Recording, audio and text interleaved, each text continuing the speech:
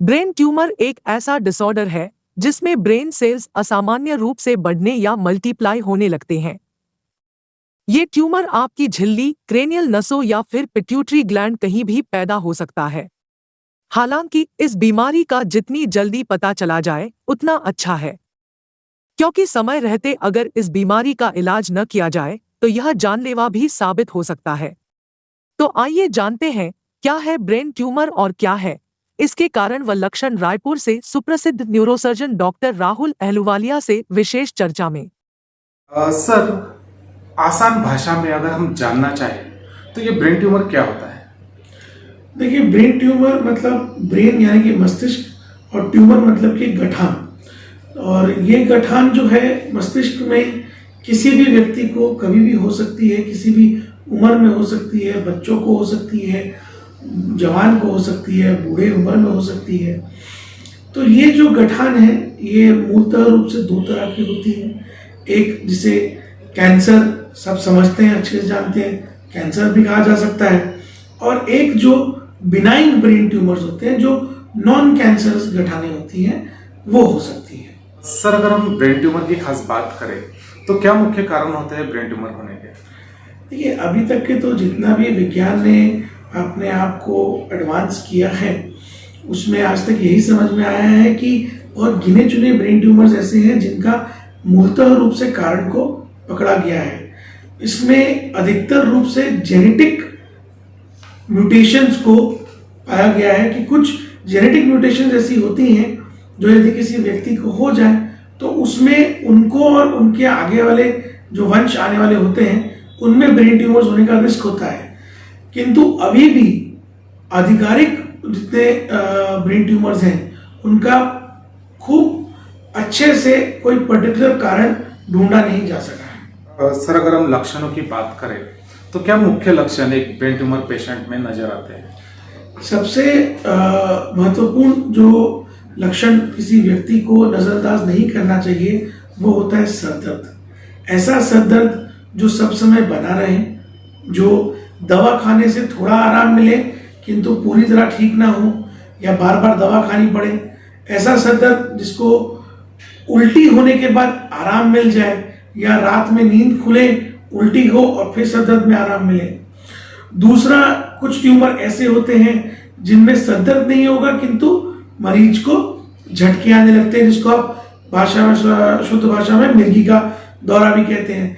और ऐसा मिर्गी का दौरा यदि किसी व्यक्ति को आता है जिसमें होश में आने के बाद शरीर का कोई हिस्सा कमजोर महसूस हो या बात करने की क्षमता खराब हो रही हो, तो आपको समझना चाहिए कि मस्तिष्क के अंदर एक ट्यूमर है। इसके अलावा कुछ ट्यूमर्स होते हैं जिसमें कान में सुनने की क्षमता कमजोर होने लगती है या आंखों की रोशनी कमजोर होने लगती है। तो ट्यूमर मस्तिष्क के किस हिस्से में है उस पर निर्भर करता है कि इसके क्या लक्षण आएंगे।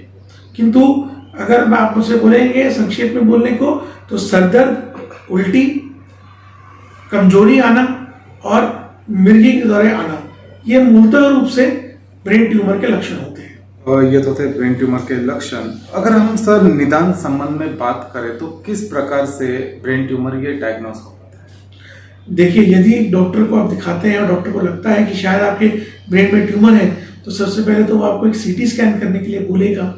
सीटी स्कैन 80 से 90% ब्रेन ट्यूमर्स को शुरू में पकड़ लेता है, और यदि उसमें ऐसा कोई लगता है ब्रेन ट्यूमर का डायग्नोसिस डॉक्टर बना रहा है, तो वो फिर आपको एक कॉन्ट्रास्ट एमआरआई के लिए एडवाइस करेगा, जिससे आप पूर्ण रूप से डायग्नोसिस बना सकते हैं कि ये ट्यूमर किस जगह पे है और इस ट्यूमर को हम कैंसर समझें या बिनाइन गठान समझें।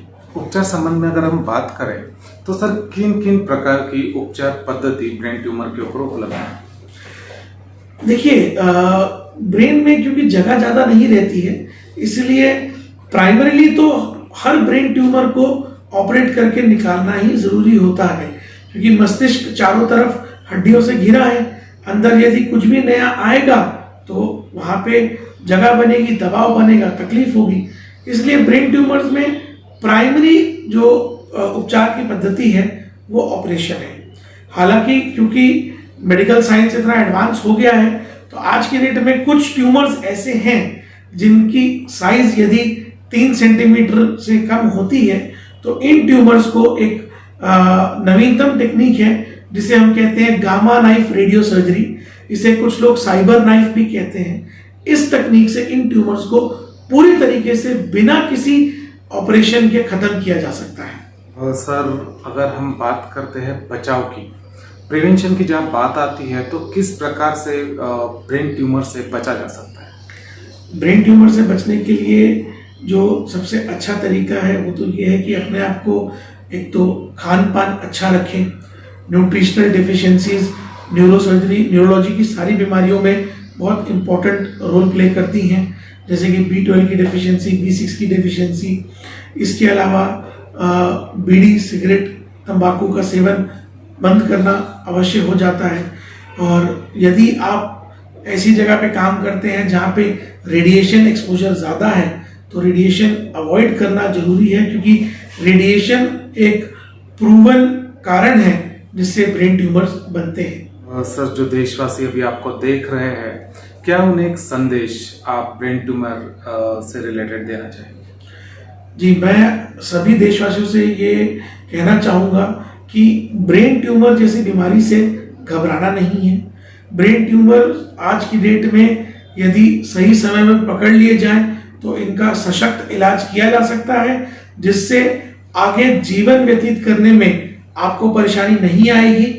इन ट्यूमर्स का ऑपरेशन अब सफल होता है और बहुत ही कारगर रूप से इन ऑपरेशंस को अब किया जा सकता है आधुनिक तकनीकों से। और यदि आपको, भगवान ना करे, परंतु यदि आपको ब्रेन का कैंसर भी होता है तो उसके बाद अगर आप उसका ठीक से रेडियोथेरेपी और कीमोथेरेपी कराते हैं तो आप निश्चिंत रहिए, आपका जीवन आराम से निरोग रूप से निकल सकेगा। सर, अगर हम सुयश हॉस्पिटल की बात करें तो ब्रेन ट्यूमर से रिलेटेड किन किन प्रकार की सुविधाएं सुयश हॉस्पिटल में उपलब्ध है?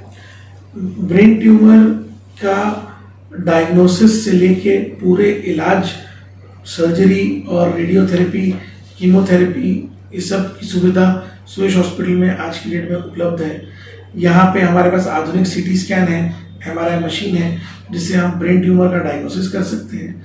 हमारे पास जो ऑपरेशन थिएटर है वो एक फुल्ली मॉड्यूलर OT है जिसमें हमारे पास एक वेल इक्विप्ड मॉडर्न माइक्रोस्कोप है जो हमने विदेश से इंपोर्ट कराया है, और उसके साथ हम ब्रेन ट्यूमर्स को सफल तरीके से निकाल भी पाते हैं। इसके अलावा हमारे अस्पताल में मेडिकल रेडिएशन ऑन्कोलॉजिस्ट की सुविधा उपलब्ध है और ऑन्कोलॉजिस्ट की सुविधा भी उपलब्ध है, जिसके जरिए आप पेशेंट को बाद में रेडियोथेरेपी और कीमोथेरेपी की सुविधा हम उपलब्ध करा के दे पाते हैं। सर, जो देशवासी आपको देख रहे हैं, मस्तिष्क से रिलेटेड किसी भी प्रकार के व्याधियों से ग्रसित है और आपको संपर्क करना चाहते हैं तो किस प्रकार वो आपको संपर्क कर सकते हैं? मस्तिष्क से संबंधित किसी भी बीमारी के लिए यदि कोई मरीज हमसे संपर्क करना चाहता है, सुयश हॉस्पिटल आना चाहता है, तो नीचे दिए गए एड्रेस पे आके हमसे मिल सकता है और नीचे दिए गए नंबर पे हमसे संपर्क कर सकता है।